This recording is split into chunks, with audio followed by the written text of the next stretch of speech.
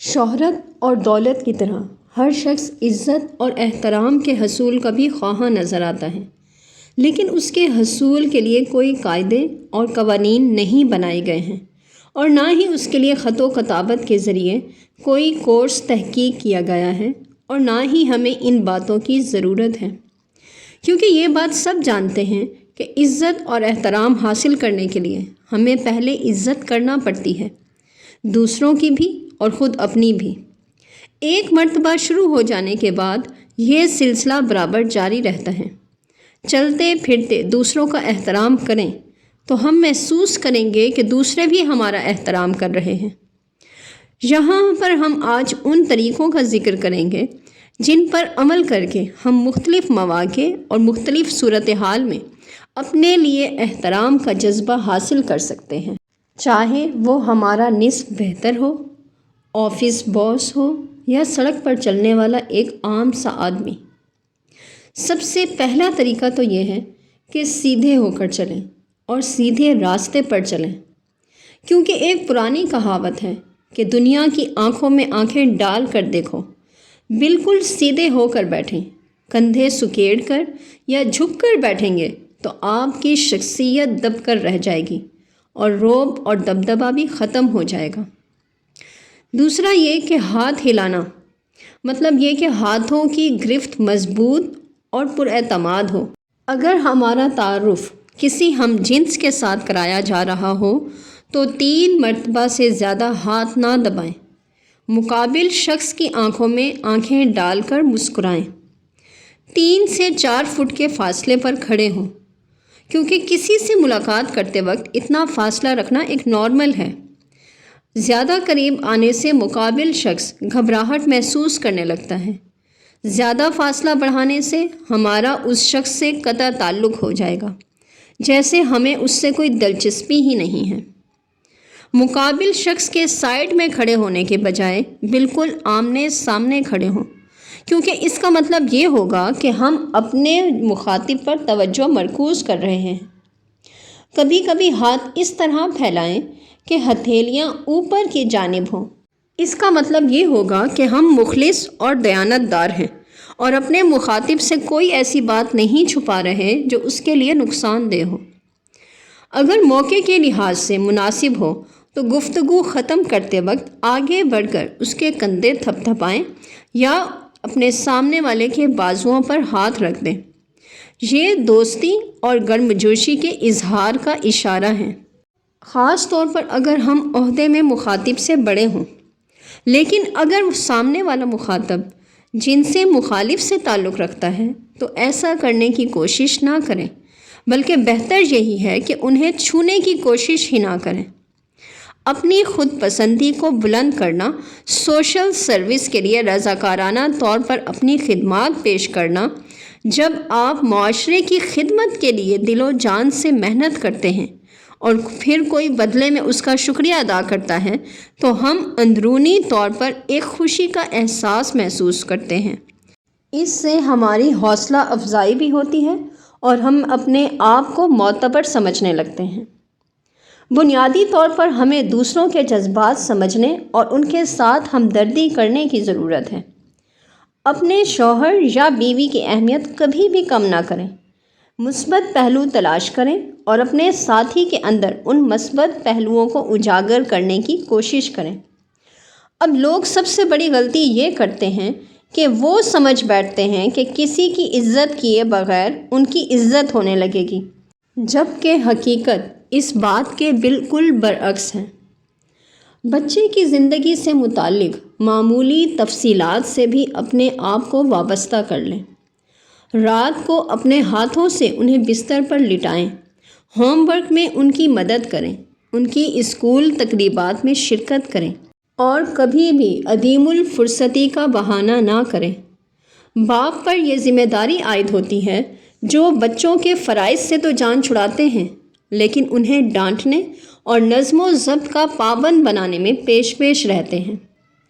ویسے تو بات کرنا آسان ہے، لیکن جب تک ہم بچے کی زندگی کے بارے میں ساری تفصیلات سے واقف نہ ہوں، اس وقت تک ہم اسے اچھا مشورہ کیسے دے سکتے ہیں؟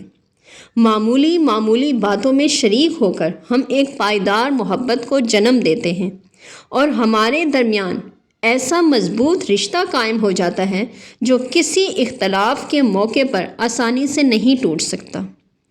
ہم کسی بچے پر ضرورت سے زیادہ چیخیں یا ضرورت سے زیادہ سزا دیں، اس کی غلطی پر نہیں بلکہ اپنی کسی کمزوری یا غصے کے سبب، تو بعد میں اس سے معذرت کر لیں۔ اس سے بچوں پر ظاہر ہوتا ہے کہ ہم میں اتنا اعتماد ہے کہ ہم اپنی غلطی تسلیم کر لیں۔ اس طرح ان کے دلوں میں ہمارے لیے مزید احترام پیدا ہوگا۔ جب نظم و ضبط کا معاملہ درپیش ہو تو بہت سے والدین کو اپنے آپ پر یقین نہیں ہوتا کہ ان کا فیصلہ درست ہے یا غلط۔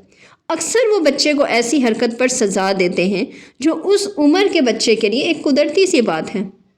اب اس موضوع پر درجنوں کتابیں موجود ہیں کہ جن سے والدین کو بچے کے رویے سمجھنے میں مدد مل سکتی ہے، یا پھر ایک برتھ ڈے پارٹی ہی دے ڈالیں اور اس میں خود شرکت کر کے بچوں کے قدرتی رویوں کو سمجھنے کی کوشش کریں۔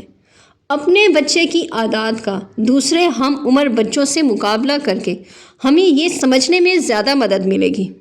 اب گھریلو خواتین کے لیے سب سے اہم ٹاسک ان کی ساس سے اپنی عزت کروانا ہوتا ہے۔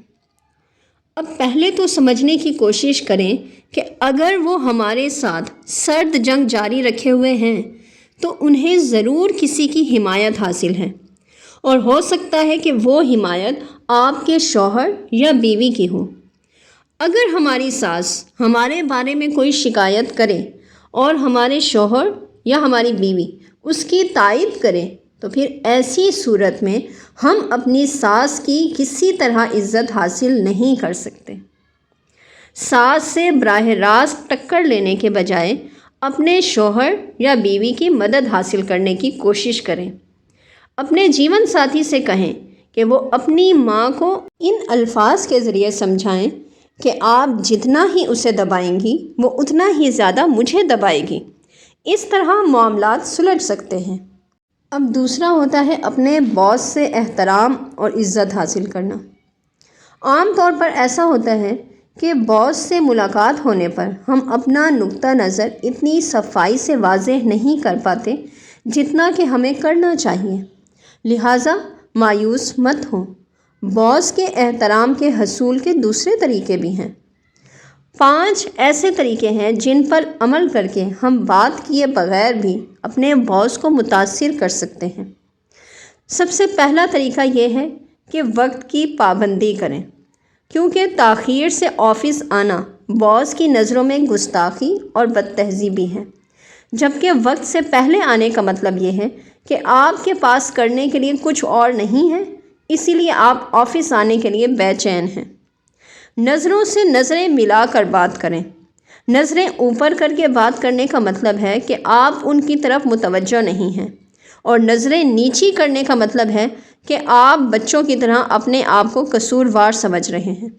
بات کرنے کے دوران آپ کی نظریں باس پر مرکوز رہنا ضروری ہیں۔ تیسرا یہ کہ پرسکون نظر آئیں، بالکل سیدھے ہو کر مت بیٹھیں، کیونکہ اس طرح آپ کا جسم اکڑ جائے گا اور آپ نروس معلوم ہونے لگیں گے، اور نہ ہی بہت آگے کی سمت جھکیں جیسے آپ اس کے ایک ایک لفظ پر پوری توجہ دے رہے ہوں، بلکہ اس کے بجائے آپ دائیں یا بائیں سمت جھک جائیں یا اپنے پیر کراس کر کے گھٹنے پر گھٹنا رکھ لیں۔ اس سے یہ اشارہ ملے گا کہ ہم آرام سے اور پرسکون طریقے سے بیٹھے ہیں، کیونکہ زیادہ جگہ گھیر کر بیٹھنا بھی حاوی ہونے کی علامت ہوتی ہے۔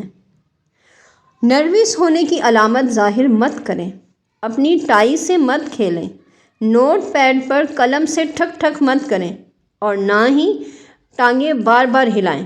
ان باتوں سے ظاہر ہوتا ہے کہ ہم بے چین ہیں اور ہم میں خود اعتمادی کا فقدان ہے۔ مسکرائیں، لیکن بہت زیادہ بھی نہیں، تاہم صحیح وقت پر تھوڑی سی مسکراہٹ بہت زیادہ متاثر کرتی ہے۔ چہرے کے تاثرات انسان کو سوشل اور اچھے کردار کا شخص ظاہر کرتے ہیں۔ اب آگے آ جاتا ہے اپنے کولیگز سے عزت اور احترام کیسے حاصل کیا جائے۔ تو وہ تمام اصول جن کے ذریعے باس سے احترام حاصل کیا جا سکتا ہے وہی کولیگز پر بھی صادق آتے ہیں۔ کسی سے عزت حاصل کرنے کے لیے پہلے آپ کو اسے عزت دینا پڑے گی۔ دوسرے الفاظ میں ساتھیوں سے اسی طرح پیش آئیں جس طرح ہم ان سے توقع کرتے ہیں۔